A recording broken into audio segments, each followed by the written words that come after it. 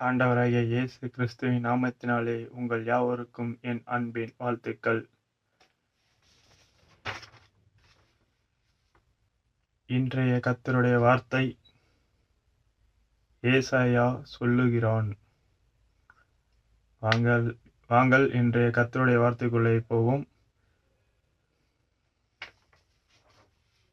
மேலும் ஈசாயின் வேரும் புறஜாதியாரை ஆளும்படிக்கு எழும்புகிறவருமாகிய ஒருவர் தோன்றுவார். அவரிடத்தில் புறஜாதியார் நம்பிக்கை வைப்பார்கள் என்று ஏசாயா சொல்லுகிறான். ரோமர் 15:12. இன்றைய கர்த்தருடைய வார்த்தையை கேட்ட உங்கள் யாவரையும் கர்த்தர் தாமே ஆசீர்வதிப்பாராக. அநேகர் சப்ஸ்கிரைப் பண்ணுறீங்கள், உங்களுக்கு என்னுடைய தேங்க்ஸ்.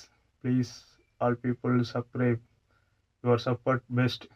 தேங்க்யூ.